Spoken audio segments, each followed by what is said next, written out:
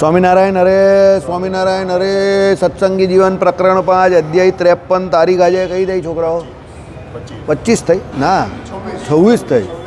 આજે 26 નવેમ્બર 2024 બરાબર. આપણે આ ગઈકાલે વેદનું અધ્યયન જે કરવાનું છે કોણે નૈષ્ઠિક બ્રહ્મચારીએ મહારાજે આમાં કહ્યું છે કે વેદાદિક જે શાસ્ત્રો છે એનું અધ્યયન કરવું અને વેદોનો જે અનુક્રમ એની ઉત્પત્તિનો જે અનુક્રમ છે તે ભગવાને આ અધ્યાયમાં જણાવ્યો છે.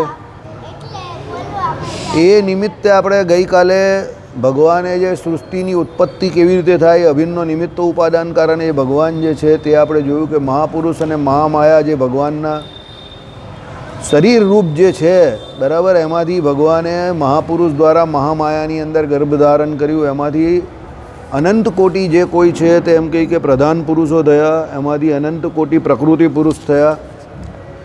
એની અંદરથી એમ કહી કે જે શું લખ્યું તે સાંભળો, તે મહામાયા થકી અનેક પ્રધાન પુરુષો થયા. એટલે આપણે અનંત કોટી સમજી જવાના, અનેક એટલે બરાબર.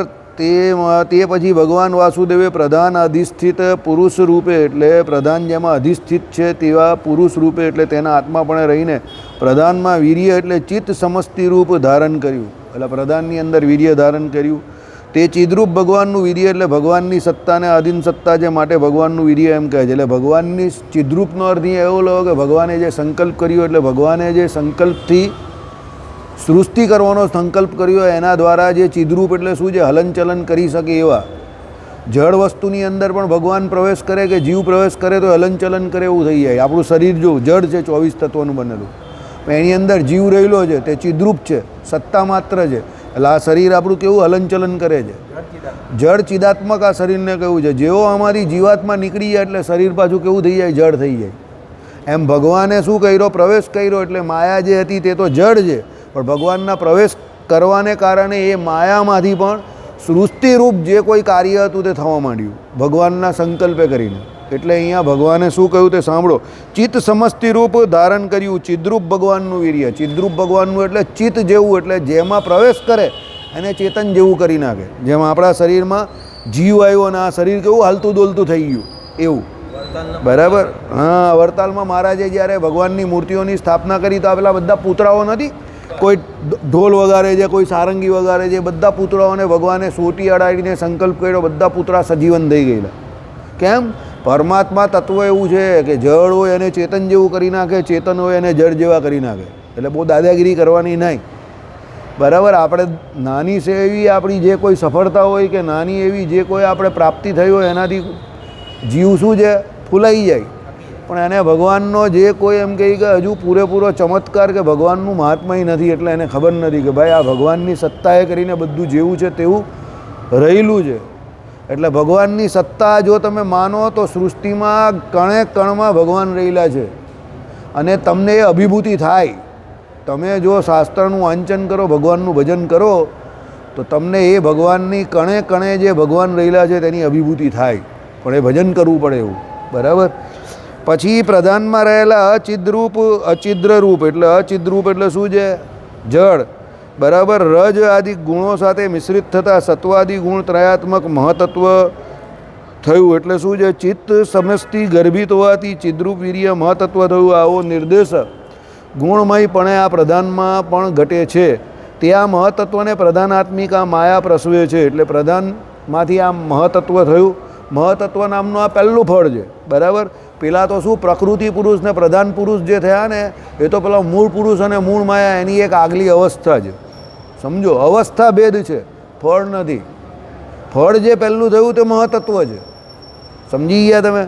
પહેલાં જે મૂળ પુરુષ અને મૂળ માયા એક હતા, પછી ભગવાને સંકલ્પ કર્યો એટલે અનેક રૂપે થયા અને એની અવસ્થા ભેદ થઈ. એ આગળ અવસ્થા આવી. દાખલા તરીકે સ્ત્રી અને પુરુષ હોય તો સ્ત્રી અને પુરુષના જે કોઈ સંગ થાય તો પછી સ્ત્રીને ગર્ભાવસ્થા થાય. તો ગર્ભાવસ્થા અવસ્થા ભેદ થયો છે, હજુ ફળ નહીં થયું.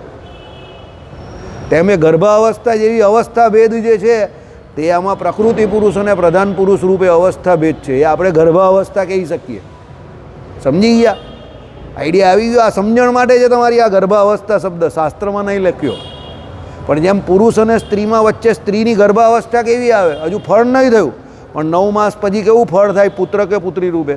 તેમ આમાં એ ગર્ભાવસ્થા રૂપ તમે પ્રકૃતિ અને પ્રધાન અવસ્થા કહી શકો. એની અંદર મહતત્વ નામનું ફળ રહેલું છે, પણ હજુ ફળ રૂપે પાક્યું નથી. પછી એનો સમય થાય એટલે એ મહતત્વ નામનું ફળ અંદરથી બહાર આવે. કાલે બહુ ઉતાવળમાં ચલવેલું એટલે પાછો ચલવું છું, કારણ કે અંતિમ સમય થઈ ગયેલો.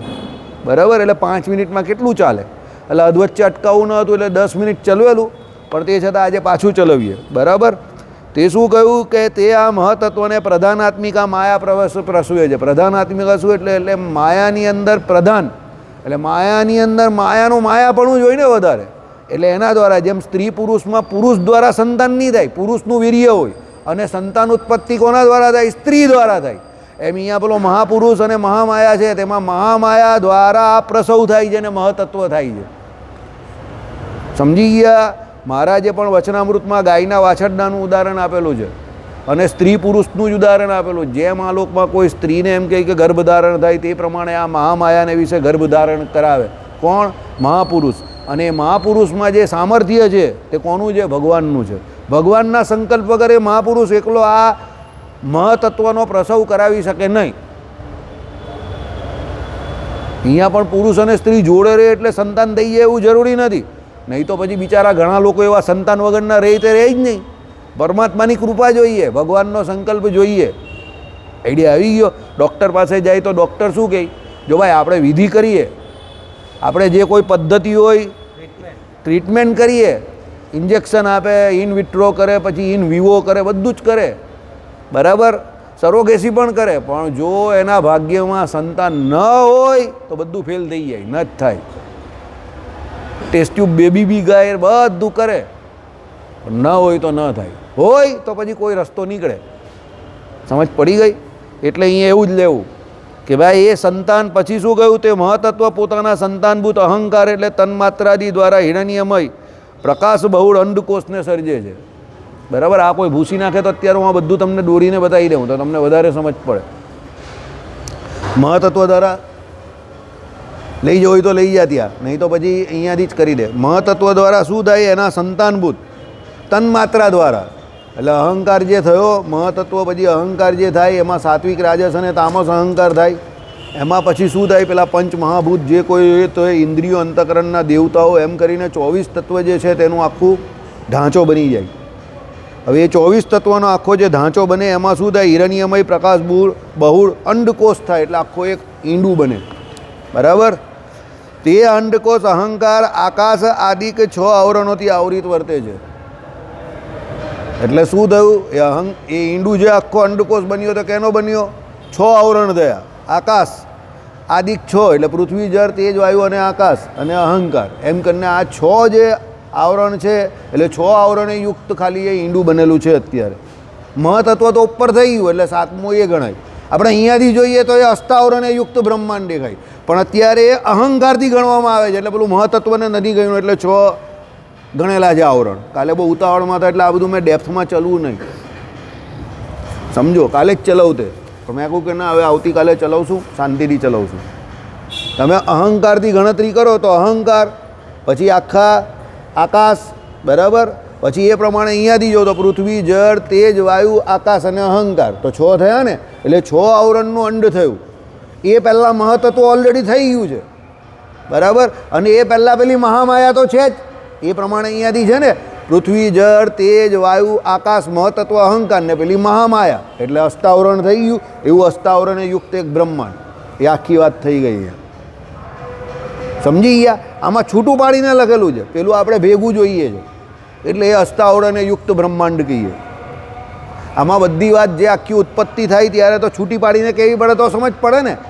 બરાબર, એટલે અષ્ટાવરણમાં બાકીના 2 આવરણ જે છે મહતત્વ અને મૂળ માયાના, તે આગળ આવી ગયા કે ભાઈ એમ પ્રધાન પુરુષ અને પ્રકૃતિ પુરુષ જે છે વચ્ચેની અવસ્થા, એનાથી મહતત્વ થઈ ગયું. એટલે મહતત્વ જે છે તે કેનાથી થયું? મૂળ તો પેલી માયા થકી જ થયું, વચ્ચેની તો ગર્ભાવસ્થા છે. આઈડિયા આવી ગયો તમને? એટલે મહતત્વ થઈ ગયું, એના પછી અહંકાર થયો, અહંકારમાંથી 24 તત્વ બન્યા, સમજો. અને એ જે 24 તત્વ સાત્વિક, રાજસ અને તામસ એ 3 પ્રકારના અહંકારથી થયા. આ ડરકાને ઉલકાઈ દેવું નહીં, કોઈ રોજ હેરાન કરવા આવે છે. આ ડરકાને આમે ઉલકાઈ દે નહીં, એની ફોઈ પાસે રોજ હેરાન કરવા આવે છે. અશોકભાઈ તમે ઉલકાયો નહીં, તું નહીં જતો. અશોકભાઈ તમે ઉલકાયો નહીં, આ ડરકાને જવાનું. તો કઈ એને તો કાયમ માટે છૂટક છે. રવા દેવું, ચાલો રવા દેવું. બરાબર. એટલે કહેવાનો મતલબ શું છે કે એ પ્રમાણે આખું એ અંડ બની ગયું. હવે સમજો, આ સૃષ્ટિ પ્રકરણ બરાબર શાંતિથી સમજજો. આ કોઈ કથામાં કે કશામાં કોઈ ચલાવતું નથી. એનું કારણ છે કે આમાં વક્તા ચલવે ને તો એને બધા પૂછવા જાય ને તો બિચારાનો આખો સમય એમાં ચાલ્યો જાય ને એ લોકો પાસે સમય બહુ ઓછો હોય. એટલે આ શાંતિથી સમજી લેજો. હા, આમાં શું છે, લોકો ગબડાઈ દે અને બીજું લોકો સામે ભણેલા લોકો પણ હોય નહીં, બેઠેલા લોકો પણ કાં ભણેલા હોય, એટલે એનો ટાઈમ બહુ બગડે, માથું બહુ ખાય લોકો, શબ્દ સમજ પડે નહીં એટલે જવા દે. બરાબર. એટલે ન સમજ પડે તો બરાબર સમજી જજો. એટલે શું કહ્યું આમાં? તે આ અંડકોષ અહંકાર આકાશાદિક 6 આવરણથી આવરિત છે. વિરાટ સંજ્ઞિત તે આ હિરણ્યમય અંડકોષ મહાપુરુષે સર્જેલા અનેક અંડના આશ્રયભૂત કારણ આણવ નામના જળમાં બહુકાર રહ્યો. બરાબર. એટલે અનેક અંડ જે છે તે બધાના શું છે? આશ્રયભૂત આ એક જ છે. બરાબર. કયો? આ વિરાટ સંજ્ઞિત આ હિરણ્યમય અંડકોષ. એટલે આ વિરાટ પુરુષ જે છે એનો આ અંડ બની ગયો. અંદરથી હવે વિરાટ પુરુષ જે છે તે ઉત્પન્ન થશે અને ભગવાન અંદર વિશિષ્ટ પ્રકારે પાછો અનુપ્રવેશ કરશે એટલે એ વિરાટ નારાયણ કહેવાશે. છે એ પુરુષ પણ ભગવાન સૃષ્ટિ કરવા માટે એમની અંદર પ્રવેશ કરશે એટલે એ અનુપ્રવેશ કરશે એટલે એ વિરાટ નારાયણ કહેવાય. અને જ્યારે એ નારાયણ વિરાટ નારાયણ કહેવાય એટલે એ પાછા પૂજનીય થઈ જાય, એ ભગવાનનો અવતાર થઈ જાય. સમજો? આઈડિયા આવી ગયો તમને? એ પ્રમાણે કેવી રીતે? જો વિરાટ સંજ્ઞિત આ હિરણ્યમય અંડકોષ મહાપુરુષે સર્જેલા અંડકોષ મહાપુરુષે સર્જેલા અનેક અંડના આશ્રયભૂત કારણ આર્ણવ નામના જળમાં બહુ કાળ રહ્યો. એટલે પેલું જળ જે છે ઈંડું રહે કેવી રીતે? તો ઈંડું જે રહે તો ઈંડાની અંદર બી પાણી અને ઈંડું પોતે પણ પાણીની અંદર, ગર્ભોદક જળ જે કહ્યું તે પ્રમાણે. તો એ ઈંડું એની અંદર આમ કરીને રમણ કરતું હતું. જેમ તમે જોજો માતાના ગર્ભની અંદર જ્યારે બાળક આવે, હા, તે માતાના ગર્ભમાં જે હોય ને તો ગર્ભની અંદર જે હોય ને તેમાં પણ પાણી જેવું હોય ને એની અંદર એ બાળક હોય તો રમણ કરતું હોય. સૂકો એરિયા હોય તો બચ્ચું મરી જાય. એટલે અંદર શું હોય? વિસ્તારની અંદર અંદરથી તમે જોવો તો બધું લિક્વિડ હોય અને એ લિક્વિડની અંદર પેલું જે અંડ જે છે માતાના ગર્ભની અંદર પણ અંડ હોય અને એ અંડ જે હોય તેની અંદરથી જ પછી પેલો જીવ જે છે તે ધીરે ધીરે ફિટસમાંથી મોટો થઈને બહાર આવે. 3 મહિના પહેલાં જે છે તે પ્લાસેન્ટા દ્વારા એને પ્રોજેસ્ટ્રોન મળે અને એના દ્વારા એમ કહે કે 3 મહિના પછી પ્લાસેન્ટા અંદર જે ફિટસ હોય એના દ્વારા જ એને મળે બાળકને. શું કહેવાય? ફિટસ, એ પ્રોજેસ્ટ્રોન. એટલે એ 3 મહિનાથી 9 મહિના સુધી એ પ્રોજેસ્ટ્રોન દ્વારા એ બચે. પણ પહેલાં 3 મહિના એને પ્રોજેસ્ટ્રોન મળેલું નહીં હોય. એટલે ભગવાન જે છે ને તેણે વ્યવસ્થા કરવા માટે ઓછું વધતું મળે એટલે આ લોકો બહારથી એને માઇક્રોનાઇઝ પ્રોજેસ્ટ્રોનના ઇન્જેક્શન કા ટેબ્લેટ આપે ડૉક્ટર. પછી 3 મહિના પછી ભગવાન વ્યવસ્થા કરી આપે.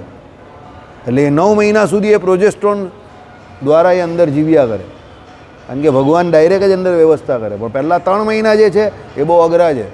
એટલે જ્યારે મિસકેરેજ થાય ને કોઈ પણ સ્ત્રીને પણ તો પહેલાં 3 મહિના દરમિયાન થાય કારણ કે ત્યારે પ્રોજેસ્ટ્રોનની અંદર વ્યવસ્થા નહીં હોય. સમજો? બધું સાયન્સ જ છે, કંઈ ગોખવાની જરૂર નથી. બરાબર? બધું સાયન્સ છે. આમાં પણ એવું જ છે. બરાબર? એટલે શું થયું કે એ અંડ જે જળમાં બહુ કાળ રહ્યો તે અંડકોષમાં કાળે કરીને વૈરાજ સંજ્ઞિત પુરુષ પ્રાદુર્ભાવ્યો. હવે એ અંડકોષ છે એમાંથી વૈરાજ નામનો એક પુરુષ જે હતો તે પ્રાદુર્ભાવ્યો, ઉત્પન્ન થયો એમાંથી. બરાબર? જેમ માતાના અને પિતાના જે કોઈ એમ કહે કે પિતાનો શુક્રકોષ અને અંડકોષ માતાનો એ બંને ભેગા થાય એટલે એમાંથી પેલું જે ઈંડું બને, સમજો, અને એ ઈંડું જે બને એમાંથી જ પછી આપણી ઉત્પત્તિ થાય છે ને. સમજી ગયા? તે જ પ્રમાણે આમાં પણ જે પેલો અંડ જે છે એમાંથી જ પેલો પુરુષ ઊભો થાય છે. સેમ એ જ સિચ્યુએશન છે. આપણે કહીએ ફલિતાન બને, બરાબર ને? એ ફલિતાનનું પછી ફલન થાય એટલે એમાંથી પછી એમ કહીએ કે જીવ જે છે તે બહાર આવે, એ ગર્ભાશયની દિવાલને વિશે ચોંટી જાય અને પછી એ ધીરે ધીરે એનો વિકાસ થાય. સમજ પડી ગઈ? હાથ પગ બધું પછી નીકળે છેલ્લે. એટલે ક સમય પર પ્રસૃતિ થઈ હોય તો એ બાળક જે છે તેને જરા આમ તેમ ડિફેક્ટ આવે. 9 મહિના સુધીનું હોય તો બરાબર થાય. ચાલો, તે પુરુષ તે અંડકોષની અંદર રહેલા ગર્ભોદકમાં જ અવ્યક્ત શ્રોત્રાદી કરણવાળો હોઈને જ બહુકાળ સૂઈ રહ્યો. હવે પુરુષ શું કરે છે? અંદર અંડકોષની અંદર રહેલા ગર્ભોદકમાં છે. એટલે પેલો અંડકોષની અંદર જે ગર્ભોદક જળ રહેલું છે એની અંદર જે પુરુષ શું કરે છે? સૂઈ રહી છે. કેમ? હજુ એને બહાર આવવાનો સમય નહીં થયો પૂરેપૂરો. એટલે એ શું કરે છે કે ભાઈ એ શ્રોત્રાદિકરણવાળો હોઈને જ બહુકાર સૂઈ રહ્યો, એટલે એને શ્રોત્રાદિકરણ એટલે ઇન્દ્રિયો અંતકરણ બધું આવી ગયેલું. એના જે કોઈ ઉપકરણો કહેવાય, સાધનો જે કંઈ કહે, આપણા ઇન્દ્રિયો અંતકરણ કેમ છે એમ એને એ બધું આવી ગયું. આ ડરકાને ઉલકાવ નહીં યાર, આ ડરકો કંઈ કામનો નહીં. ઉલકાવ ડરકાને આવે, અરે ઉલકાવ નહીં, રોજ આવે છે ડરકો, ખાલી ખાલી હેરાન કરે છે. ઉલકાવે ડરકાને એને ઉલકાવ નહીં, એની ફોઈ પાસે એને કહે કે અમે હેરાન કરે છે સભામાં. ઉલકાવ એ ડરકાને એ નહીં થશે એમ. એ અહીંયા ટીવીની રિમોટ માંગવા આવે છે તને જોઈને. હા, એટલે ટીવી ચાલુ કરતા એના મગજમાં એ છે ટીવીની રિમોટ. ઉલકાવ નહીં ડરકાને, તા ઉલકાવ.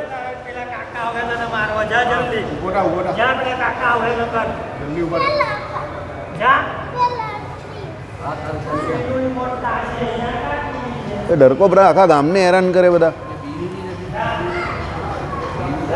ચલો, એટલે તે પુરુષ તે અંડકોષની અંદર રહેલા ગર્ભોદકમાં જ, બરાબર, એટલે ગર્ભોદક જળ જે છે તેની અંદર એ રહેલો છે. અવ્યક્ત સ્ત્રોત્રાદિકરણવાળો હોય ને, અવ્યક્ત એટલે હજુ બહાર દેખાયા નથી, નાની અવસ્થામાં છે, ખાલી કૂપણ ફૂટેલો હોય ને એવા, એટલે અવ્યક્ત, હજુ ફૂટ્યા નથી. એટલે અવ્યક્ત સ્ત્રોત્રાદિકરણવાળો હોઈને જ બહુકાળ સૂઈ રહ્યો, બરાબર. અવ્યક્તકરણ છે માટે જ તે વૈરાજ પુરુષ કહેવાય છે. એટલે અવ્યક્તકરણ છે એટલે એનું નામ વૈરાજ પુરુષ છે. હજુ એના કરણ જે છે તે પૂરા થયા નથી, એ અવ્યક્ત છે.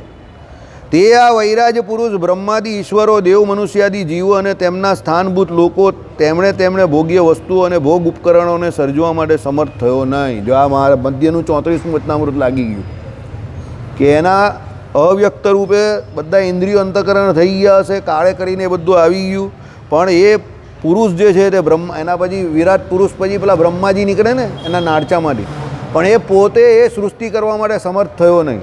કોણે કોણે?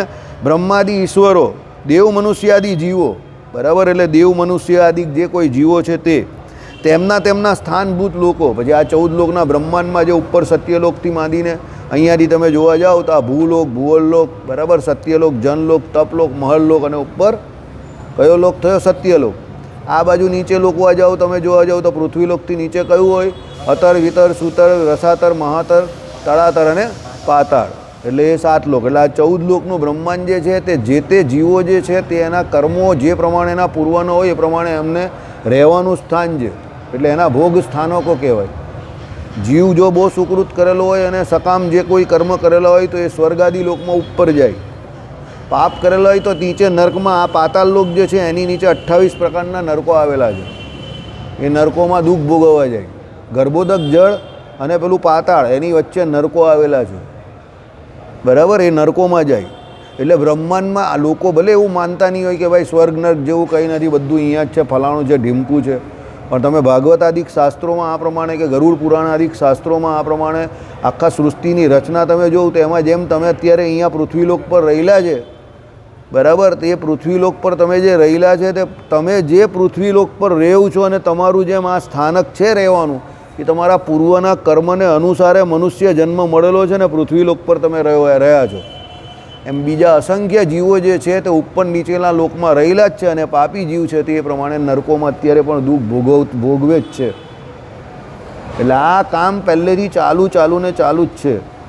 તમે જ્યારે આખું ફિઝિક્સ સમજી જાઓ તો તમને ખબર પડે કે આ આખું 14 લોકનું બ્રહ્માંડ જે છે એમાં પોતપોતાના કર્મને અનુસારે જે કોઈ જીવ છે તે રહેલા જ છે. તમે બધા પોણિયા છો, ડમ વગરના માણસ છો. એક આને ઉચકીને તો મૂકાતો નથી તારાથી. જબરો પોણિયો માણસ છે તું.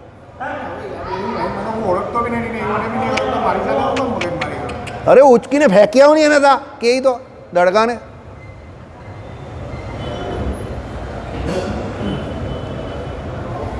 ક્યાંનો સમજતો નથી.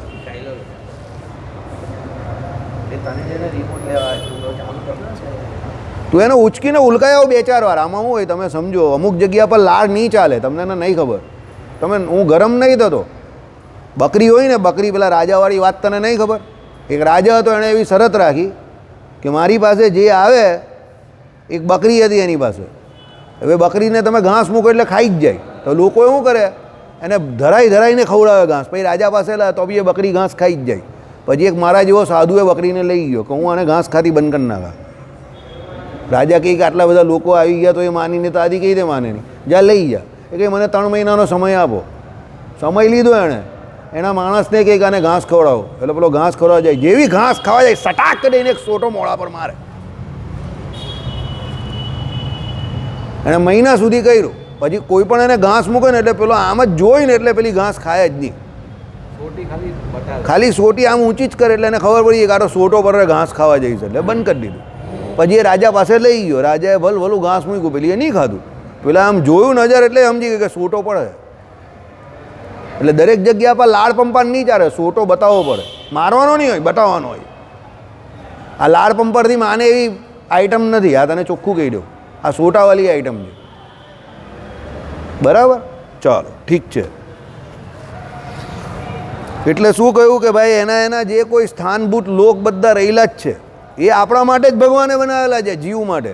સમજો, મને એના પ્રત્યે કોઈ વિરોધ નથી, પણ આટલો મહત્ત્વનો મુદ્દો ચાલતો હોય, આમાં પૂરેપૂરું 100% મારું ને તમારું કોન્સન્ટ્રેશન જોઈએ. તેમાં એ વ્યક્તિ આવીને ભંગ કરે. તમે સમજો, હરિપ્રકાશ શાસ્ત્રીએ બી એને અહીંયાથી બગાવી મૂકેલો. એ અહીંયા છે ને કથા કરતા હોય ને તો અહીંયા આમ અટવાયા કરે. ભાઈ હરિપ્રકાશ શાસ્ત્રીએ કહ્યું કે આ જેનો એને ઉચકીને મૂક્યા હતા. પણ એ સભામાં એટલું સારું છે કે એ વક્તા તરીકે બોલ્યા ને કોઈ નહીં ઓળખતો હતું, કોઈએ સવાલ નહીં કર્યો, ઉચકીને એને ત્યાં જ એને નાખી આવ્યો એક જણ. મારી સભામાં એવો કોઈ માણસ જ નથી આવતો. ચાલો, એટલે પછી એ એમના સ્થાનભૂત લોકો તેમણે ભોગ્ય વસ્તુઓ, પછી જે જીવે જે પ્રમાણે કર્મ કરેલો હોય તે લોકમાં એને એવા પ્રમાણે ભોગ્ય વસ્તુઓ તો આપવી પડે ને. આ લોકમાં જ તમે જોવો છો. સમજો, જેણે કર્મ કરેલો હોય એ પ્રમાણે એને ભોગ્ય વસ્તુઓ મળે. બરાબર, બહુ કર્મિષ્ઠ જીવ હોય, પૂર્વનો સુકૃતશાળી જીવ હોય તો એ 50-60 લાખ રૂપિયાની તો ગાડીમાં ફરતો હોય. બરાબર, એને ત્યાં નોકર ચાકર હોય, માણસ હોય. સમજો, અને બિચારા બીજા ઘણા એવા પણ હોય કે જેને મંદિરે સાયકલ પર આવવું પડતું હોય ને આવવા માટે સાયકલ પણ નહીં હોય ને બીજાની ગાડી શોધતા હોય ને રિક્ષામાં આવવાના પણ પૈસા નહીં હોય. તે શું છે? બંનેના ભોગમાં આટલો ફરક કેમ છે? એના પૂર્વના કર્મને આધીન છે. બરાબર, એટલે ભોગ્ય વસ્તુઓ જે બનેલી છે તે ભગવાને જે તે લોકમાં જીવો જે તે જાય તેના પૂર્વના કર્મ અનુસારે એને એ ભોગ્ય વસ્તુઓ ભગવાન આપે છે. આપનાર તો બધું ભગવાન જ છે, બધું છે ભગવાનનું જ. જીવને તો ખાલી કર્મ કરવાનો જ અધિકાર છે ને એ પ્રમાણે એને અમુક સમય માટે પ્રાપ્ત થાય છે ને પછી ચાલ્યું જાય, છૂટી જાય. જીવનું પોતાનું કંઈ છે જ નહીં, બધું છે ભગવાનનું જ. પણ એને જે ભગવાન વિનિયોગ કરાય આપે છે કે સંયોગ કરાય આપે છે, કોનો? ભોગ્ય વસ્તુઓનો કે ભોગ્ય સ્થાનોનો, તે એના કર્મને અનુસારે ભગવાન કરે છે. એ ભગવાને કેમ એવું રાખ્યું છે કે કોઈ જીવ કાલે ઉઠીને ભગવાન ઉપર આક્ષેપ ન કરે કે ભાઈ મને સુખી કે દુઃખી કર્યો. ભગવાન કે હું તો તને ખાલી ફેરવીને મૂકું જ છું તારા કર્મ અનુસારે. હું પોતે ખાલી તારા કર્મ પર તારો અધિકાર, એમાં તારી સ્વતંત્રતા. અને તું એ જેટલા કર્મ જેવા કરશે, સાત્વિક, રાજસ અને તામસ, એ પ્રમાણે તે લોકમાં હું તને ઉચકીને મૂકી દઈશ. એટલે તમારામાંથી કે મારામાંથી કોઈના હાથમાં જન્મ કે મરણ નથી. તમે તમારા જ્યાંથી પણ તમે આવ્યા, જેટલી તમારી ઉંમર છે એ પહેલાં તમે ક્યાં હતા એની તમને કોઈને માહિતી નથી. તમારા મા બાપનું સિલેક્શન તમને એક હાથમાં નથી, તમારા કુળનું સિલેક્શન તમારા હાથમાં નથી, તમારી જ્ઞાતિનું સિલેક્શન તમારા હાથમાં નથી, તમારા ઘરમાં જે કોઈ સુખ કે દુઃખ તમને જન્મજાત પ્રાપ્ત થયું તમારા હાથમાં નથી. સમજો, તમે ડાયરેક્ટ જ આવી ગયા, તમને પૂછવામાં નથી આવ્યું કે તું અહીંયા જવા તૈયાર છે કે નહીં જવા તૈયાર. તમારી પસંદગી તમને પૂછવામાં આવી હોય તો તમારામાંથી કોઈ અહીંયા બેઠેલા નહીં હોય, બધા મુકેશભાઈ અંબાણીને ત્યાં જ જાય, પેલા જાડીઓને ખસેડી દે કે ભાઈ તું જગ્યા આપતો, ભાઈ અમારે અહીંયા જવું છે. બરાબર, પણ એ તમારા હાથમાં કે મારા હાથમાં એ પસંદગી નથી. તમે એ સિલેક્શન નહીં કરી શકો કે મારે આ મા બાપને ત્યાં જ અવતરવું છે કે આને ત્યાં જ જવું છે કે મારે આના બંગલામાં જન્મ લેવો છે. નહીં તો કોઈ ઝૂંપડપટ્ટીમાં આવે જ કાથી. આઈડિયા આવી ગયો? એટલે પૂર્વના કર્મ અનુસારે ભગવાન ખાલી એનો સંયોગ કરાય આપે છે. આ બધું સમજવાનું છે. આ જ મેઇન તત્વજ્ઞાન છે. એટલે ભગવાનમાં વૈષમ્ય નૈર્ગુણ્ય નથી, એટલે વિષમપણું નથી. ભગવાન તો એ જીવના પૂર્વના કર્મને અનુસારે એનું જેવું ભાગ્ય હોય એ પ્રમાણે એને અહીંયા વિષય વસ્તુ જે કંઈ હોય તે આપે. અહીંયા સુકૃત કરેલું હોય અને સકામ હોય, ભગવાન એને જેટલા સમયનું જે એનું ભાથું બનતું એ પ્રમાણે એને ઉપરના લોકમાં જે સુકૃત કરેલું એના ફળ રૂપે શાસ્ત્રોમાં લખેલું જ છે બાજુ ભગવાને. સમજો કે આ સુકૃત કરે તો આટલા સમય આ લોકમાં જાય અને એ ફળ ભોગવે, એટલો સમય એને મળી જાય. સુકૃત પૂરું થાય એટલે ત્યાંથી બાજી લાત વાગે ધામમાં દઈને. ભગવાનના ધામમાં જાય તો લાત નહીં વાગે. એટલે કહે છે કે મનુષ્ય જન્મ મળે તો ભગવાનનું ભજન કરી લેવું, નિર્વાસનિક થઈ જવું. કારણ કે ભગવાનના ધામમાં જશો એટલે તમે આ બધા ચક્કરમાંથી બહાર આવી જશો. ભોગ્ય સ્થાન, જે લોક એના કયા તે વિષય વસ્તુ જે કંઈ થયા. કારણ કે આ બધી જે માથાકૂટ છે તે 14 લોકના બ્રહ્માંડમાં જેને સુખ જોઈએ છે, વાસના છે જેને, એ બધા માટે આ છે. જે નિર્વાસનિક થઈ ગયો, જેને ભગવાન જ જોઈએ છે, એના માટે આ ચક્કર નથી. હું તમને એટલે કહું છું કે ધડકાને ઉલકાવો, આ સમજવાનું છે. મેં ઢીલા જેટલા છો તમે લોકો, બહુ ઢીલા તમે લોકો, મેં જોયું, બહુ ઢીલા. કસર તો અમારા શરીરમાં હોય છે, સમજો. 11-12માં વધારે કોરોના પછી અમે આટલા ઢીલા નહીં. એટલે આ લોકોને બી ખબર પડી ગઈ 2 દિવસમાં. વાત ઢીલી નહીં કરીએ. જે લક્ષ્ય બાંધેલું હોય તો કરવાનું. કેવી રીતે કરવું એ પછી વિચાર કરવાનો. લક્ષ્ય નહીં બદલવાનું, યાદ રાખજો, સમજજો. જીવનમાં જે લક્ષ્ય બનાવો ને એ લક્ષ્ય નહીં બદલવાનું. એ લક્ષ્ય કેવી રીતે મેળવાય એના રસ્તા બદલી શકો. લક્ષ્ય નહીં બદલવાનું. Never change your goal. લક્ષ્ય એક વખત નક્કી કર્યું કે આ કરવાનું, તો પછી એ કરવાનું જ. રસ્તા બદલાય એના. રસ્તા બીજાને પૂછી શકો તમે કે આ કહ્યું, તો કોઈ તમને જેણે મેળવું હોય તો સરળ રસ્તો બતાવી શકે, તો તમારો માર્ગ થોડો સરળ થઈ જાય. સમજો, ગાઈડન્સ તમારે રસ્તા માટે લેવાનું છે. લક્ષ્ય તો તમારે તમારું જાતે નક્કી કરવાનું છે, એ બીજા નક્કી નહીં કરે. જેમ ભગવાનને રાજી કરવા છે કે અક્ષરધામમાં જવું છે, એ તમારું લક્ષ્ય છે, બીજાનું નથી. હવે તમે ભજન કરો કે સાધુ સંતોને મળો કે સત્સંગ કરો, એ પ્રમાણે તમારે તમારું અંગ ઓળખીને ભજન કરીને ભગવાનના ધામમાં જવાનું છે. એટલે રસ્તા બધાના અલગ અલગ થાય અંગ પ્રમાણે, પણ લક્ષ્ય બધાનું એક જ છે, ધામમાં જવું. હવે એ લક્ષ્ય નહીં બદલવાનું કે ભાઈ હવે ભગવાનના ધામમાં નહીં જવાય તો બીજા લોકમાં ચાલ્યા જઈશું, ત્યાં સુખ થોડું ભોગવશું, આ સુખ. ના, એવું નહીં. જવું તો ભગવાનના ધામમાં જ છે, સમજો. એટલે લક્ષ્ય નહીં બદલો. Never change your aim. Destination should not be change, way should be change. Way બદલાઈ શકાય, કારણ કે રસ્તા અલગ અલગ હોય. બરાબર, ચાલો. અને ભોગ ઉપકરણોને સર્જવા માટે સમર્થ થયો નહીં. ભોગ ઉપકરણો એટલે ઇન્દ્રિય અંતકરણ, જેના દ્વારા એ વિષયો ભોગવીએ આપણે. આંખ દ્વારા વિષય ભોગવીએ, જોવાનો. નાક દ્વારા સૂંઘવાનો. કાન દ્વારા સાંભળવાનો. હવે આ બધા ઉપકરણ હોય તો પેલો વિષય ભોગવે ને. વિષય ભોગવવાની ઈચ્છા તો બધાને હોય. બિચારા કાનમાંથી જેને નહીં સંભળાતું હોય એને બહુ મધુર ગાયન સાંભળવું હોય, પણ સંભળાય નહીં તો શું કરવાનું? નાકેથી કોઈને બહુ અત્તર સૂંઘવું હોય, પણ સૂંઘાય જ નહીં તો શું કરવાના? કોરોના પછી બધાના ઘણા બધાના કાન નાક બંધ થઈ ગયા છે, સમજો. તો શું કરે? એટલે એ ઉપકરણ જે છે તે પણ એ સર્જવા માટે પેલો વિરાટ પુરુષ શક્તિમાન થયો નહીં, કારણ કે અવ્યક્ત અવસ્થામાં એના ઇન્દ્રિયો અંતકરણ હતા. એટલે હજુ એ જગતની ઉત્પત્તિ કરવા માટે શક્તિમાન થયો નહીં, સમજો. હજુ એનામાં એ સામર્થ્ય આવ્યું નહીં. બરાબર, સાંભળો. અનંતર ભગવાન વાસુદેવની જે કાળ નામની શક્તિ, તેના બળથી તે વિરાટ પુરુષના મુખ, બાહુ, પાદ આદિ બાહ્ય અવયવો અને હૃદય આદિ આભ્યંતર અવયવો વ્યક્ત થયા, સ્પષ્ટ થયા. જો હવે આવ્યું ને, આટલું સરસ કોણ સમજાવે તમને? હું એટલે કહું છું, આટલું સરસ બીજા કોઈ શાસ્ત્રમાં નહીં સમજાવ્યું કે અવ્યક્તપણે પહેલાં એના ઇન્દ્રિયો અંતકરણ થયા, એટલે એ કંઈ કરી ન શક્યો. હવે શું થયું? અનંતર ભગવાન વાસુદેવની જે કાન નામની શક્તિ, આ કાન નામની શક્તિ તે કયું કારણ છે સૃષ્ટિમાં? બોલો. હા, સહકારી કારણ છે. બરાબર. પહેલું કયું આવે કારણ? કયા છે? 3 કારણ છે ને. પહેલું કયું કારણ આવે સૃષ્ટિ પ્રકરણમાં? કયું આવે ભાઈ? બીજું કયું આવે? પહેલું નિમિત્ત કારણ આવે. નિમિત્ત એટલે ભગવાનનો સંકલ્પ સૃષ્ટિ કરવાનું. બીજું ઉપાદાન કારણ. તો ઉપાદાન કોણ? પેલો મૂળ પુરુષ અને મૂળ માયારૂપ ભગવાનનું શરીર, એના દ્વારા ભગવાને ઉપાદાન કરી સૃષ્ટિ આખી, સમજો.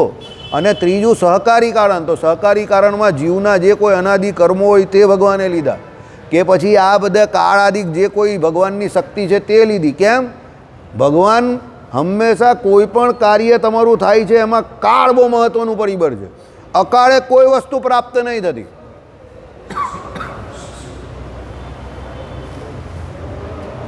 આઈડિયા આવ્યો? એટલે કહ્યું છે, give time to your time, then time will give you your best time. સમજ પડી? એનો અર્થ શું થાય છે? તમે સમયને તમારો પોતાનો સમય આપો, એટલે એ સમય જે છે તે તમને તમારો શ્રેષ્ઠ સમય આપશે.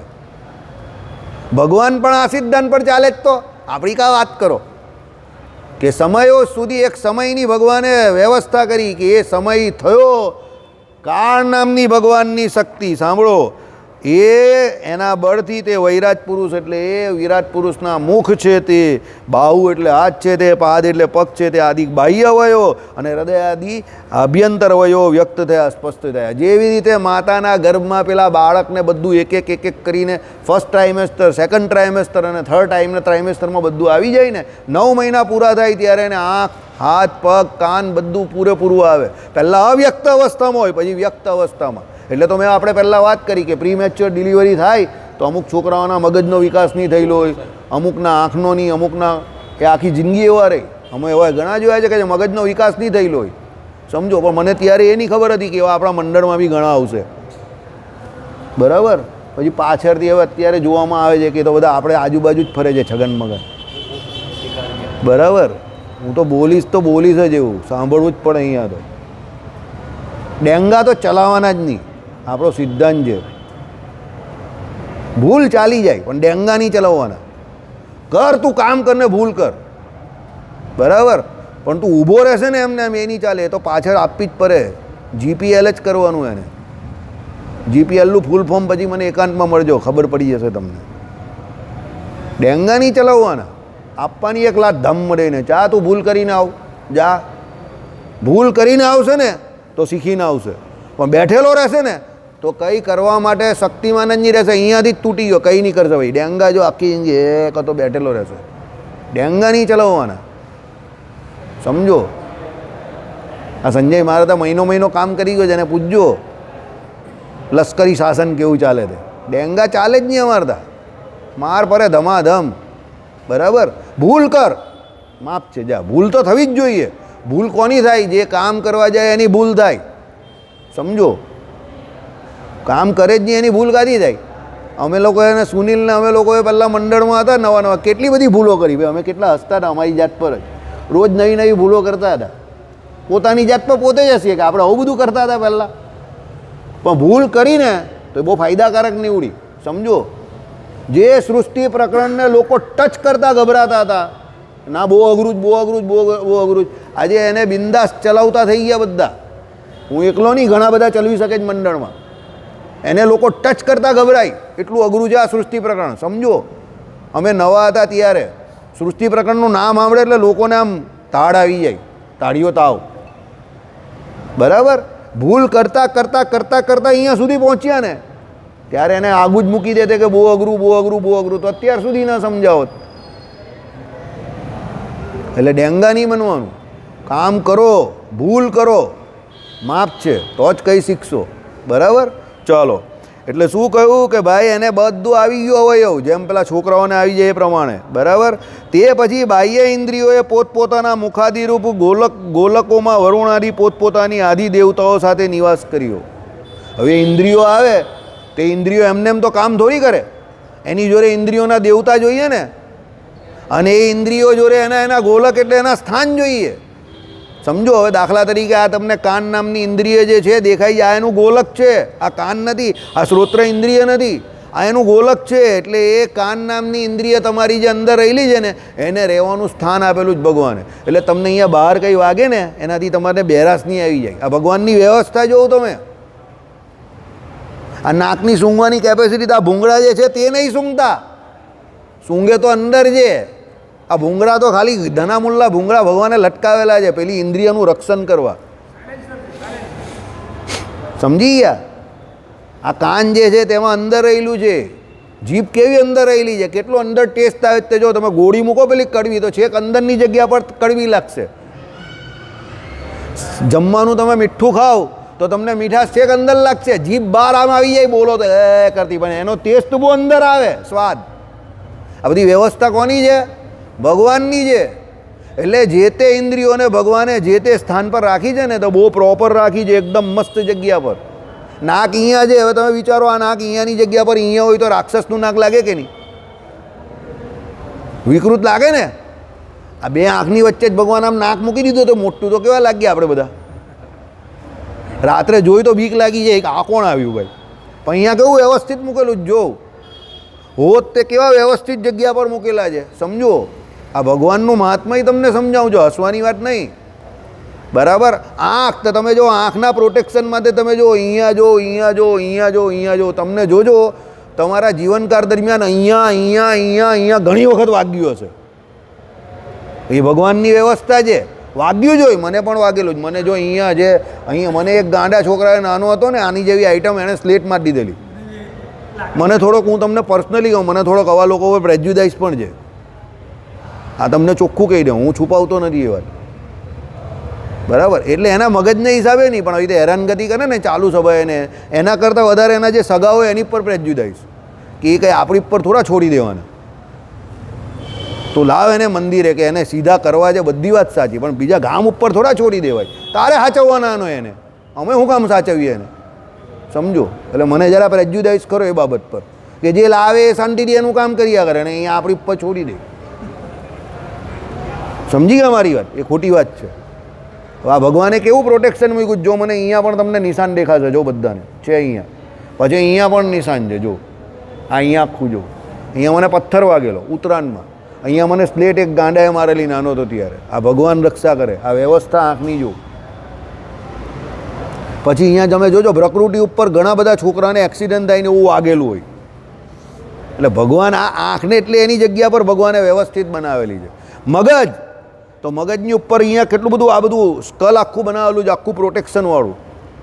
એટલે તમે જો આપણે પડી જઈએ ગમે તે થાય, પણ એટલી જલ્દી મગજને અસર નહીં થાય. કોઈ 100-2-5ને જેવું થાય કે જે મગજને અસર થઈ જાય ને પેલા બિચારાને એમ થાય કે હવે બિચારો માનસિક શક્તિ એની ગુમાવી બેઠો એમ. બાકી ભગવાને કેવું પ્રોટેક્શન રહ્યું. આપણે કેટલી વાર ગાડી પરથી પડી ગયા હોય, કેટલી વાર નાના હોય ત્યારે માતાના આપણા એમાંથી હોય તો ખાટલા પરથી ગબડી ગયા હોય, આ કરે, પણ પછી પાછા આપણે ડૉક્ટર પાસે લઈ જઈએ. ડૉક્ટર કંઈ વાંધો નથી, ઓકે જ છે. આ મગજનું ભગવાન અંદર રક્ષણ કરે છે. સમજો, આ ભગવાનનું મહાત્મય છે. બરાબર. આ આખું જે અહીંયા સ્કલ બનાવેલું છે ને, આખું આ સ્કલ બહુ મજબૂત હોય છે આપણું. તમે કોઈ દિવસ અગ્નિ સંસ્કાર ગયા હશો તો તમને પેલી ખોપડી ફાટે તો ફટ દઈને જે અવાજ આવે છે તે કેનો આવે છે? આ બહુ મજબૂત હોય છે એટલે. અને એની અંદર ભગવાને મગજ રાખેલું. જે મગજ છે ને આપણું, એ તો બહુ સ્મૂથ છે, બહુ પોચું આવે, પણ એ પોચા એવા મગજની અંદર બધી આપણી જ્ઞાન શક્તિ રહેલી છે. સમજો, જ્ઞાન શક્તિ તો આખા શરીરમાં રહેલી છે, પણ એનો કંટ્રોલ અહીંયાથી થાય છે. એને એનો આ પ્રોટેક્શન માટે, એની સિક્યોરિટી માટે, એને બચાવવા માટે ભગવાને આખું આ સ્કલ બનાવેલું છે. એની ઉપર પાછા રક્ષણ માટે વાળ. જોવું તમે ભગવાનની વ્યવસ્થા જોવું કે આજે એની ઉપર વાળ, નીચે પેલું લાકડા જેવું પથ્થર જેવું આ સ્કલ, એની ઉપર વાળ, પાછું વાળથી બી રક્ષણ થાય. એટલે ઘણાને માથામાં નાના હોય ત્યારે વાગ્યું હોય, પણ આમ પેલો ઘા વાગે પછી ટાંકા લઈ ડૉક્ટરને પછી બચી જાય, કંઈ નહીં થયું, જા ભાઈ. આ બધી ભગવાનની વ્યવસ્થા જો. બરાબર. એટલે કહેવાનું તાત્પર્ય શું છે? આ બધી ભગવાનની વ્યવસ્થા છે કે આપણી જે તે ઇન્દ્રિયો અંતઃકરણ જે આપેલા છે તે એમને એમ રહે છેલ્લે સુધી, અને જે એનો વ્યવસ્થિત ઉપયોગ કરે તેના એ રહી જ છે. બરાબર. એટલે અહીંયા શું કહ્યું કે ભાઈ તે પછી બાહ્ય ઇન્દ્રિયોએ પોતપોતાના મુખાદિરૂપ ગોલકોમાં, આ મુખાદિ ગોલક જે એટલે સ્થાન કયા તે, વરુણાદિ પોતપોતાના અધિદેવતાઓ સાથે નિવાસ કર્યો. એટલે એના દેવતાઓ એ બધા આવી ગયા. 3 આવે. બરાબર. એક શું આવે? ઇન્દ્રિયના દેવતા આવે, એક પોતે ઇન્દ્રિય જે છે તે આવે, અને ત્રીજું ઇન્દ્રિયનું ગોલક જે સ્થાન હોય તે. અધ્યાત્મ, અધિભૂત અને અધિદેવ, એ 3 આવે ત્યાં. તો પછી એ ઇન્દ્રિય જે છે તેના જે વિષયને ગ્રહણ કરવાની જે શક્તિ જે છે તે એના માટે શું થાય? શક્તિમાન થાય. ઘણા નાના છોકરા હોય ને એની આંખ જન્મજાત જ બંધ હોય, આમ બંધ જ હોય બિચારાઓની. ડૉક્ટર કે આમાં કંઈ નહીં થાય, કારણ કે એનું જે મેઇન ઇન્દ્રિયનું સ્થાન જે ગોલક જે છે ને તે ગોલક જ નથી. સમજો, તમને અત્યારે કંઈ તો અસર નહીં થાય, પણ જે બિચારા એવા બેડલક માણસ હોય તેમાં કોઈ દુનિયાની કોઈ દવા કે કોઈ ડૉક્ટર કંઈ નહીં કરી શકે. ગોલક જ જોઈએ તો કાદી કરવાનો? જે સ્થાનમાં એ આંખ નામની ઇન્દ્રિય રહેતી હોય એનું ગોલક જ નથી, સ્થાન જ નથી, તો શું કરવાનું ડૉક્ટર? જન્મજાત જ આમ બંધ હોય, કહે ને જન્માંધ. એ પ્રમાણે ધૃતરાષ્ટ્ર હતા ને એ પ્રમાણે જન્માંધ. સમજો. બરાબર. એ પ્રમાણે ઘણા જન્મજાત બહેરાશ હોય, ડૉક્ટર જોઈએ આમાં કંઈ નહીં થાય એમ. સમજો. હવે એ ગોલકની એટલે કંઈ નહીં થાય. પછી બીજી આવે ઇન્દ્રિયો. ઇન્દ્રિયની કેપેસિટી કદાચ કોઈ એનો દુરુપયોગ કરે તો ઘટી જાય, તો પછી ડૉક્ટર થોડી ઘણી કંઈ આમ તેમ કરે, ઓપરેશન તો આવી જાય તો આવી પણ જાય. અને એના દેવતા ઉઠી ગયા હોય તો પણ નહીં આવે. એટલે એ દેવતાની ઉપાસના કરવી પડે. એટલે અહીંયા કહ્યું વરુણ આદિ એના દેવતાઓ, એટલે આંખ એના દેવતા સૂર્ય છે. તો રોજ સવારે બ્રહ્મ મુહૂર્તમાં ઉઠીને સૂર્યનારાયણને આપણે શું ચડાવવું જોઈએ? અર્ઘ્ય ચડાવવું જોઈએ. કાનના દિક્પાલ છે, એટલે જે તે ઇન્દ્રિયોના જે તે દેવતા છે એ દેવતાને પૂરેપૂરું સન્માન આપવું પડે. સ્નાન કરો તો કોઈ દિવસ ખુલ્લું નહીં કરવાનું, બરાબર? કંઈક ને કંઈક પહેરીને કરવાનું. કારણ કે તમે પાણી જે સ્નાન કરો છો તે પાણી કોણ, એના દેવતા કોણ છે? વરુણ દેવતા. અને જેની હાજરીમાં કરો છો તે સૂર્યનારાયણની હાજરી હોય, તે બધા દેવતાઓનું અપમાન થાય. એટલે તમારે કંઈ પણ પોતળી પહેરીને કે જે કંઈ ઘરમાં ચડ્ડી હોય તે કે જૂનું વસ્ત્ર જે કંઈ હોય તે પહેરીને સ્નાન કરવું. ભલે બાથરૂમમાં કરો, બહાર તો ઠીક છે, બહાર તો પહેરવાનું જ છે. બહાર તો તમે શરમ લાજના મારી આવી પહેરશો, નદી તળાવમાં જશો તો. પણ ઘરમાં પણ બાથરૂમમાં કરો ત્યારે પણ એવી રીતે નહીં નાહવાનું. કંઈક ને કંઈક આવરણ રાખવું, બરાબર? અને કોઈક દિવસ કદાચ એવું કંઈક થઈ જાય ઇમરજન્સીમાં એવું, તો માફી માંગી લેવી તે દેવતાની કે ભાઈ આજે કંઈ છે નહીં એટલે આવું છે તો માફ કરી દેજો, એમ કરીને માફી. દાદાગીરી નહીં, માફી માંગી લેવાનું. એમાં શું થવાનું? એ દાદાગીરી નહીં કરવી. કોઈ દિવસ કોઈની જોડે દાદાગીરી નહીં કરતા. દેવતાઓ આપણા જેવા જીવ જ છે. તમે અહીંયા કોઈ કલેક્ટર, કમિશનર, પોલીસ કમિશનર પાસે જાઓ ને દાદાગીરી કરો ને તમારું કામ કરાવવા જાઓ સરકારી ઓફિસમાં, તો થાય ખરું? બસ એમ દેવતાઓ જોડે બી દાદાગીરી નહીં કરવાની. એમ દાદાગીરી નહીં કરવાની કે હું સર્વોપરી સ્વામિનારાયણ ભગવાનનો ઉપાસક છું તો આ દેવતા જોડે દાદાગીરી કરીશ તમારું કામ થઈ જાય. દાદાગીરી કોઈની જોડે નહીં કરવાની. દાદાગીરી કોઈને ગમતી નથી, કોઈ દેવતાને પણ ગમતી નથી. માફી માંગીને કામ કરી લેવાનું આપત્તિકારમાં. ભાઈ માફ કરજો, આ આજ્ઞા તમારી લોપાઈ છે, પણ મેં જાણી જોઈને નહીં લોપતા, આપત્તિકાર છે એટલે લોપાઈ રહી છે અમારાથી, એટલે માફ કરી દેજો. તો એ લોકો પણ આપણા જેવા જ હોય. સમજો, તમારી પાસે કોઈ આવે ને કે ભાઈ ચલાવી લેવું નહીં થોડુંક આટલું, હવે તમે જાણો કે આ કાયદો તોડી રહેલો જ, પણ તમને એમ કે જવા દે બિચારો હવે આપત્તિમાં છે, જાણી જોઈને નહીં કરતો એમ, એવું છે આ. સમજો. હા, અમે આમાં આવતા હતા, પેલો ટીસીને એક જણ કાયદો બતાવતો હતો. એની ટિકિટ જે બુક કરીને તો પેલા એની બુક કરી નાખીને આની કરેલી જ નહીં. તો પેલો કે એની ટિકિટ પર તો હું બેસી શકું ને. ટીસી કહે કે તારા ઘરમાં કોઈ બીજો રહી શકે? કે હું તારા ઘરમાં આવીને રહું કે તું મારા ઘરમાં આવે તો તું બીજાની ટિકિટ પર કઈ રીતે જઈ શકે? એ ભલે તારો મિત્ર છે, 400 રૂપિયા દંડ લાવ. તો પેલો કાયદો બતાવવા ગયો તો પેલા પોલીસ બોલાવી ટીસીએ. એ જો એમ નહીં બોલતે ને કે આ મારો દોસ્તાર કે આ મારો મિત્ર નથી, આ એ જ છે એમ બોલતે, ટીસી કે ઓકે આ નંબર આવી ગયો ને કંઈ બોલતે નહીં તો એને કંઈ નહીં થતે, બેહી રહેતા શાંતિથી. પેલો ભાઈઓ હતો તો બેહી રહ્યો ને છેલ્લે સુધી. સમજો, એક ભાઈઓ હતો મારી બાજુમાં ખાલી બેસો, એમાં તું અહીંયા બેસશે તો પકડાઈ જાય કે આ સીટ પહેલેથી ખાલી છે. આગળ તોડામાં બેસેલી બે જગ્યા ખાલી છે ત્યાં બેસી જાય, તને કોઈ પૂછવા નહીં આવે. તે છેલ્લે સુધી બેઠેલો રહ્યો, કોઈ નહીં આવ્યું, બેહી રહ્યો છેલ્લે સુધી, બરાબર? મેં આ લોકોને પણ કહ્યું, મેં કીધું આને કંઈ નહીં થાય. પેલો પહેલો આવ્યો દાદાગીરી કરવા ગયો, કાયદા બધા પોલીસ બોલાવી, 400 રૂપિયા ભર્યા જશે, પછી બધાને બેહાડ્યા હતા. એટલે આ કાયદો બધે લાગે છે, સમજો, એવું નહીં, બધે કાયદો છે. આખા બ્રહ્માંડમાં, અનંતકોટી બ્રહ્માંડમાં આ કાયદો બધે લાગે છે. બાપ બનીને રહેવા જશો ને તો બધા ઘરમાંથી બહાર કાઢી મૂકશે, તમારા છોકરા બી કાઢી મૂકશે, ભલે છોકરા છે, પણ બાપ બનીને રહેવા ગયા ને એમ કહો ને આમ કરવું જ પડશે, આમ કરવું જ પડશે, છોકરા તાંકમાં જશે કે આખી જિંદગી બહુ બાપ બન્યો જ ને, એને બતાવી દઈશું. આપણે જ્યારે બાપ બનવું ને ત્યારે આને ફૂટબોલ કરશું, બરાબર? એટલે બાપ બનીને તો તમે સગ્ગા બાપ હશો તો બી નહીં રહી શકશો, પણ દીકરા બનીને રહેવા જશો ને તો મોટો કોઈ તિસ્માલ ખાશે ને એના ઘરે ભાઈ સીધો સાદો માણસ છે, જવા દે નહીં ભાઈ. સમજી ગયા? એટલે દીકરા બનીને રહેવામાં મજા છે, બાપ બનવા નહીં જતા. આ કાયદો બ્રહ્માંડનો દુનિયા બની ત્યારથી ચાલે છે. આ કંઈ તમે ને મેં નહીં કાઢ્યો, પહેલેથી ચાલે છે, બરાબર? ચલો. અને આભ્યંતર ઇન્દ્રિયોએ કરીને પોતપોતાના જે કોઈ હૃદયાદિ સ્થાનોમાં ચંદ્રાદિ અધિદેવતાઓની સાથે નિવાસ કર્યો. પેલી બાહ્ય ઇન્દ્રિયોના બાહ્ય દેવતા, આભ્યંતર એટલે અંદરના, બરાબર? એની જોડે એમ કહી કે શું છે? પોતપોતાના એટલે અંતકરણના. મન બુદ્ધિ ચિત્તના અહંકાર છે ને, એમાં મનના દેવતા કોણ છે? ચંદ્ર છે, બરાબર? એ આભ્યંતર ઇન્દ્રિયો થઈ, બરાબર? તમે કહો અંતકરણને ઇન્દ્રિયો કઈ? હા, એ ઇન્દ્રિય જ છે. જ્યારે 4 અંતકરણ તરીકે એની વિશિષ્ટ રીતે વાત ન કરી હોય તો એને ઇન્દ્રિયોની અંતર્ગત 14 ઇન્દ્રિયોમાં ગણી લેવાના. જ્યારે 10 ઇન્દ્રિયોને 4 અંતકરણ કહી ત્યારે 5 જ્ઞાનેન્દ્રિયો, 5 કર્મેન્દ્રિયો અને 4 અંતકરણ. બાહ્ય ઇન્દ્રિયો તો 10, બરાબર? અને આભ્યંતર ત્યાં મન બુદ્ધિ ચિત્ત અહંકાર, 4 અંતકરણ જે કયા તે. સમજી ગયા કે ના સમજ્યા? એની સાથે શું કહ્યું બાજુ આભ્યંતર ઇન્દ્રિયો સહિત પોતપોતાના હૃદય આદિ સ્થાનોમાં ચંદ્રાદિ અધિદેવતાઓની સાથે નિવાસ સ્થાન કર્યો. એટલે અંતઃકરણને એની સાથે તો પેલો જીવ રહેલો જ હોય. જીવનો સૌથી નજીકનો મિત્ર કોણ છે? અંતઃકરણ. એટલે જીવનું જ્ઞાન પહેલાં અંતઃકરણમાં આવે, અંતઃકરણથી કેમાં આવે? ઇન્દ્રિયોમાં આવે. પણ એની સાથે એ જીવની સાથે પાછા ભગવાન અંદર રહેલા છે, એટલે કનેક્ટેડ વિથ ગોડ ઓનલી.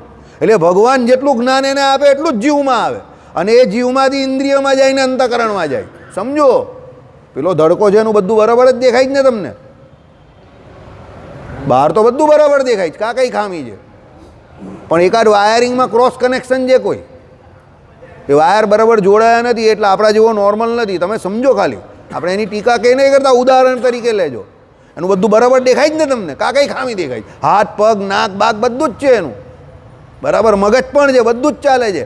પણ અંદર કોઈ પૂર્વના કંઈ આમ તેમ જે કંઈ હોય એને કારણે અંદર અંતર્યામી પણ રહેલા પરમાત્મા એ જીવ જે છે એની અંદર જ્ઞાન શક્તિમાં ઉણપ, ત્યાંથી થોડી થોડી ઉણપ કરીને ઇન્દ્રિય અંતઃકરણ દ્વારા એ તમને બહાર દેખાય. એટલે તમને દરેક માણસ એક સરખા હોશિયાર દેખાય નહીં. એના પૂર્વના કર્મને અનુસારે અંદર જે ભગવાન રહ્યા એની જ્ઞાન શક્તિ એને શું કરે? સંકોચ અને વિકાસ કરે. એટલે કહ્યું કે તમને જે કંઈ આવડતું હોય કે જે કંઈ ખબર હોય બીજાને આપીને છૂટી જાઓ, એટલે તમારામાં એ ઓટોમેટિક વધશે. તમે બીજાને મદદ કરશો તો અંદર અંતર્યામીપણે પરમાત્મા રહેલા છે. એ શું વિચારે? ભગવાન તો રહેલા જ છે કે આ બધાને મદદ કરે છે ને, એટલે તમારા કપડા સમયમાં તમને પણ કોઈ મદદ કરવા આવશે, એને પ્રેરણા ભગવાન કરશે. સમજો, તમને કંઈ નવું શીખવાડ્યું ભગવાને, નવું તો કંઈ હોતું નથી, પણ તમને એવું લાગે કે આ શીખ્યા તો તરત તમે જઈને કોઈને કહી દેવું બીજાને. કારણ કે આપણો ભરોસો નથી, કાલે કરીને આપણું મગજ ચાલતું બંધ થઈ ગયું તો પેલું ખોપરીમાં જ રહી જાય. એટલે બીજાને જણાવી દેવું. તમે જણાવશો, તમે જેટલું બીજાને જણાવશો એટલું તમારામાં ઓટોમેટિક વધતું જ જશે, વધતું જ જશે, વધતું જ જશે, નહીં ઘટે. આ એક કારખાનું, આ કામ એવું છે કે એમાં આપવાથી વધે છે, ઘટતું નથી. જ્ઞાન શક્તિ એવી વસ્તુ છે, બરાબર? એટલે તમારી જ્ઞાન શક્તિની અંદર જે જે વિષયો આવે અને એને તમે પ્રકાશિત, તમારી જ્ઞાન શક્તિ દ્વારા એ જે પ્રકાશિત થાય એટલે તમને એ ખબર પડે, બીજાને જણાવી દેવાનું. આલ્બર્ટ આઇન્સ્ટાઈન બેસ્ટ ઉદાહરણ છે એનું. આઇન્સ્ટાઈને જે પ્રેશરનો પ્રિન્સિપલ શોધ્યો અને આમને આમ જ કપડા વગર રાજા પાસે ચાલ્યો ગયો અને એણે લોકોને જણાવ્યો. તો આજે કેટલી બધી શોધ થઈ. એ જણાવતે જ નહીં તો આપણે ખબર હતી? આપણે ખબર થોડી પડતે. એ પછી કોઈ બીજાએ કદાચ જણાવ્યું હતે, પણ એને કેટલું બધું શોધખોળનું કામ ને એણે લોકોને જણાવ્યું તો એ પણ કેટલો આગળ વધ્યો અને લોકોને પણ કેટલું જાણવા મળ્યું આજે. તો આઇન્સ્ટાઈનનું નામ આજે અમર થઈ ગયું ને. આઇઝેક ન્યૂટન, એ સફરજન નીચે પડ્યું ને એને વિચાર્યું કે આ નીચે જ કેમ પડ્યું? બરાબર. હવે આપણામાંથી કોઈના માથે સફરજન પડ્યું હોય તો કોઈ જોયું તો નથી ને, ધડકો કોઈ આમ તેમ ટીકતો હોય. ગોપાલ ઉલકાવ ડરકાને અને ઘરે એને ખાઈ લઈશું, મસ્ત સફરજન છે, મલાઈ માર કે. હવે એ તમે ખાવાનું વિચારો એટલે તમને એ ખાવા પૂરતું જ મળે. એણે ખાવાનું નહીં વિચાર્યું, એણે આ નીચે જ કેમ પડ્યું એવું વિચાર્યું. એટલે એણે એ સિદ્ધાંત શોધી નાખ્યો. શું સિદ્ધાંત? કે ગમે એટલા બળથી તમે કોઈ પણ વસ્તુને ઉપર તરફ ફંગોળો પણ જમીનમાં એવું એક આકર્ષણ શક્તિ રહેલી, ગુરુત્વાકર્ષણ બળ, કે દરેક વસ્તુને પોતાની તરફ ખેંચે છે. કેમ? એ ખાવા પીવાથી ઉપર ઉઠી ગયેલો. સમજો, એટલે ભગવાને એને પોતાનો સિદ્ધાંત સમજાવ્યો. ગુરુત્વાકર્ષણ બળ કંઈ આઇઝેક ન્યૂટને નહીં પેદા કર્યું, એ તો હતું જ પહેલેથી. પણ એને એ ખબર પડી. કેમ ખબર પડી? એ આપણી જેમ એકલા ખાવા પીવાના ચક્કરમાં હતો નહીં. આપણે ખાવા પીવાના ચક્કરમાં, એટલે ગમે ત્યાંથી ગમે તે મળે, મંદિરે આવીએ તો આપણે કંઈ કરતા હોય લાવો એક જ બોક્સ આવે તો સાવ કરી દે દરકાને. તો તમે એ ખાવા પીવાના ચક્કરમાં જ રહ્યું, એનાથી બહાર નહીં નીકળો. આઈડિયા આવી ગયો? આ જ્ઞાન શક્તિ છે. કેમ? તમે તમારી જ્ઞાન શક્તિનો ઉપયોગ ક્યાં સુધી કરો છો? ખાવા પીવા પૂરતો મર્યાદિત છે. તો તમને એ ભગવાન આપી દે, પછી તમે ઉપર ઉઠો તો આઇઝેક ન્યૂટન બને. Isaac Newton, for your kind information, બ્રહ્મરંધ્ર ઉપર ચોટલી રાખતો હતો. એને ખબર હતી કે મારા મગજની અંદર જે શક્તિ રહી છે એને બચાવનારા ચોટલી છે, એરિયલ એ પણ રાખતો હતો. તમને ખબર હોય કે ન ખબર હોય, આઇઝેક ન્યૂટન ચોટલી રાખતો હતો. એના ફોટામાં મેં ચોટલી જોઈ છે. યુનિયન સ્કૂલમાં એનો ફોટો હતો અને આમ કરીને અહીંયા વાળ ઓછા હતા અને આમ બધી ચોટલીવાળા એના વાળ હતા. ખબર છે? યુનિયન સ્કૂલની પ્રયોગશાળામાં એનો ફોટો હતો આઇઝેક ન્યૂટનનો, મેં જોઈ લો. બરાબર. પણ એને નહીં ખબર હતી કે 300-400 વર્ષ પછી એનો જ કોઈ નાનો ભાઈ આવશે. બરાબર. ચાલો, જય સ્વામિનારાયણ. ઓકે. ત્યારે તે ચોટલી રાખવાવાળો એમ, એટલે બુદ્ધિવાળો નહીં, ચોટલી રાખવાવાળો, બરાબર. હવે આગળ સાંભળો. ત્યારે તે વિરાટ પુરુષના વિરાટ સૂત્રાત્મા અવ્યક્ત નામના ત્રણેય શરીરો લોકમાં દેવ મનુષ્યાદિકના સ્થૂળ સૂક્ષ્મ કારણ નામના ત્રણ શરીરોમાં જ જેમ એમ સુસ્પષ્ટ થયા. વિરાટ પુરુષ કેમાં આવે, કઈ કેટેગરીમાં આવે? ઈશ્વર કેટેગરીમાં આવે ને. હવે એટલે એના કયા ત્રણ શરીર થયા અને આપણા જીવના કયા થયા? Very good. ચાલો, આટલી જ્ઞાન શક્તિનો સદુપયોગ કર્યો. પહેલી બેન્ચના વિદ્યાર્થીને આટલી આવડું ખરું. સત્સંગી જીવનના ચોથા પ્રકરણમાં આપણે આ બધું ચલવેલું છે પહેલાં, પણ તત્વજ્ઞાન એટલે બહુ ઇન્ટરેસ્ટિંગ વિષય ન મળે ઘણામાં, એટલે એને ના સમજ પડે. આપણે કાલે કે પરમ દિવસે ગયેલા ત્યારે પેલા ભાઈ નહીં બોલેલા, તત્વજ્ઞાન આવે એટલે બધા ઊભા થઈને ચાલ્યા જાય, ગોળ ગોળ જ ફર્યા કરે, રસ જ નહીં પડે. પછી આપણે એને ના કહેલું ભાઈ અમને તો એમાં જ રસ પડે છે. હમણાં જ આ ઘટના ઘટી ગઈ આપણી જોડે. કા ઘટી મને પણ યાદ નથી. પેલા ભૂદેવ કહેતા હતા, હા આપણા પેલા પૂજા કરાવતા હતા એ જ ભૂદેવ, કે આ તત્વજ્ઞાનની વાત કરાય એટલે તમને રસ નહીં પડશે. આમ તો હું ના, મને એમાં જ રસ પડે, તમે એની વાત કરો, મજા આવે. વાર્તા બહુ કરે એમાં બહુ મને ઠીક હવે ચાલે તો ઠીક હવે, બાકી એ તો વાર્તા તો બધી કેટલી બધી હોય, કેટલી યાદ રહે, સમજો, બરાબર. એટલે કહેવાનું તાત્પર્ય આમાં આવું છે કે ભાઈ એ વિરાટ પુરુષ જે છે તેને પણ આપણે જે સ્થૂળ સૂક્ષ્મ અને કારણ ત્રણ દેહ જે આપણા છે ને, અહીંયા જે બદ્ધ જીવો, તેમ એના પણ વિરાટ સૂત્રાત્મા અને અવ્યાકૃત એ ત્રણ શરીર છે. આપણું સ્થૂળ સૂક્ષ્મ અને કારણ આ ત્રણ શરીર, આપણું દેખાય તે પૃથ્વી જળ તેજ વાયુ આકાશનું બનેલું સ્થૂળ શરીર છે આપણું. સ્થૂળ એટલે એનું કયું એ વિરાટ શરીર. પછી આપણું સૂક્ષ્મ તે એનું કયું સૂત્રાત્મક, અને જે અવ્યાકૃત એટલે આપણું કયું કારણ શરીર, બરાબર. એટલે એ પ્રમાણે એના પણ એ ત્રણ શરીર રહેલા જ છે, સમજો. હવે એ ઈશ્વર કોટીના દેવતા છે, એટલે સાહજિક રીતે એની જ્ઞાન શક્તિ જે છે તે આપણા કરતાં વધારે છે. કેમ? એને કાર્ય મોટું કરવાનું છે. આપણા કરતાં જે આઈપીએસ કે આઈએએસ થયો હોય તો એનું કાર્યક્ષેત્ર હોય જે પ્રમાણે, તે પ્રમાણે એની જ્ઞાન શક્તિ હોય ને. સંભલની અંદર પેલા લોકોએ જે કંઈ આક્રમણ કર્યું અને મસ્જિદમાં જે કંઈ થયું અને આખા બધાને અંદર જે કોઈ સર્વે કરવા આવેલા એ લોકોને ઘેરી લીધા અને તાત્કાલિક સીએમએ ડિસિઝન લીધું અને પોલીસવાળાને કહ્યું કે ભાઈ જે હોય તે તમે કરો, પણ પેલા લોકો જે સર્વે કરવા નીકળ્યા જે બહાર નીકળવા જ જોઈએ પાછા, ગમે તે થાય, by hook or by crook, બરાબર. એ બધાને બહાર કાઢ્યા, જે કંઈ થયું તે પછી, પણ એ લોકોએ બહાર કાઢ્યા ને બધાને. કેમ? સર્વે કરવા જે ગયેલા તે કોર્ટમાંથી ઓર્ડર લઈને ગયેલા. કોર્ટે કહ્યું કે ત્યાં જઈને તમે સર્વે કરો. 2500 માણસ એક સામતા આવી ગયા તો પેલા સર્વે કરવાવાળા માણસો શું કરે અંદર? એ લોકોના જાનનું જોખમ થઈ ગયું ને, બરાબર. એટલે સીએમએ મોકલા. સીએમને ખબર હોય કે આવું થવાનું છે, બરાબર. એટલે સીએમએ શું મોકલા? પોલીસને મોકલી અને પછી ત્યાં ધડાધડ ચાલુ કર્યું કામ, જે કંઈ કરવાનું હતું તે, સમજો. હવે આ જ્ઞાન શક્તિ સીએમ આખા રાજ્યને સંભાળે છે, એટલે એની જ્ઞાન શક્તિ આપણાથી વધારે છે. આઈએએસ આઈપીએસ જે છે તે આખા શહેરને સંભાળે છે, એટલે એની જ્ઞાન શક્તિ આપણા કરતાં વધારે છે, એટલે એ ત્યાં બેઠેલા છે. આપણે આપણા ઘરને જે ચલાવે છે એટલે એની જ્ઞાન શક્તિ એના કરતાં વધારે હોય. હવે અમારા જેવા અમારી જ્ઞાન શક્તિ ઓછી હોય, કારણ કે અમે ઘર નહીં ચલાવીએ. તમારા લોકોની વધારે હોય, કારણ કે તમે તો ઘર ચલવો છો, સમજો. સુનિલની જ્ઞાન શક્તિ અમારા કરતાં વધારે છે, કારણ કે એ ઘર ચલવે છે. સુનિલના ભાઈ રવિની સૌથી વધારે જ્ઞાન શક્તિ છે, કારણ કે એ તો બીજાનું ઘર પણ ચલવે એવો છે. કે સુનિલ? તો પછી હા, બરાબર. હા, એટલે જ્ઞાન શક્તિ આવી રીતે વધે ઘટે, સમજી ગયા. આ કોઈ સત્સંગ દિવ્ય સત્સંગ છે, કોઈને નહીં સમજ પડે. શ્રીપતિમ શ્રીધરમ સર્વદેવ